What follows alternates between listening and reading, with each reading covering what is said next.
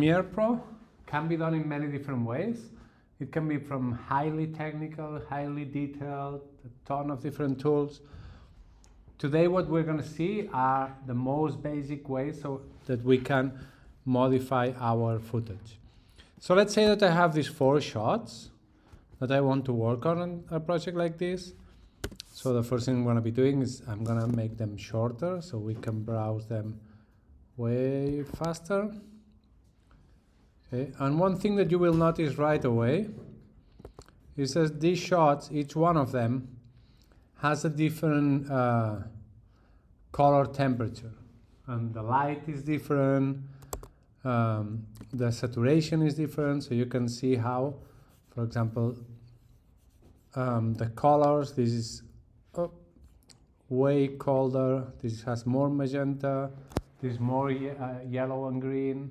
There are small differences, but they don't feel like the same project, more or less.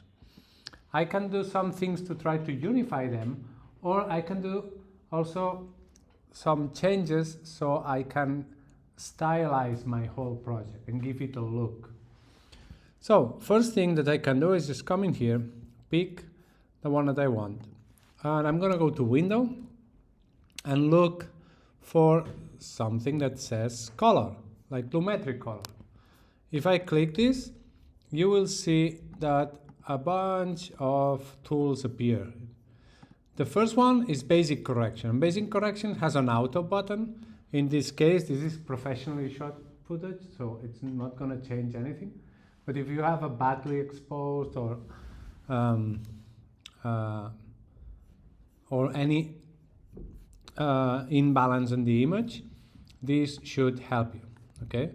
And in here you will see the basic tools like exposure, and you can add contrast, less contrast, more contrast, so to make it punchier. Or again, make darker shadows, whiter shadows. We can make many changes in here. If you are used to use Lightroom or any tool like that, you will know what these tools do. It's exactly the same stuff. If we go into Creative, what you will find in here is a set of presets, okay? And these presets will give you different looks. They are like filters. So I can come in here, and if I like it, I just click, and look, it completely changes the style of the footage. There are many of them, and you can even black and white, or colder than teal and orange, color corrections. Let's say that, for example, whatever the tool I use, manually, in any way, I reach this result. And I know I want my whole project to look like this. One thing that we can do is now go into color wheels and, the important word here, color wheels and match. I can come in here, open comparison view, and on the first, I'm just going to select the one that I want to use as reference. And this, on the second one, it's the one that I want to apply the changes. I'm going to say, take this look and apply it to this shot. And if I click apply match, what's going to do is not do it exactly the same. It's going to respect like the original footage. Not all the shots need to look identical. They need to look like they belong to the same style. Okay, the lighting conditions might change.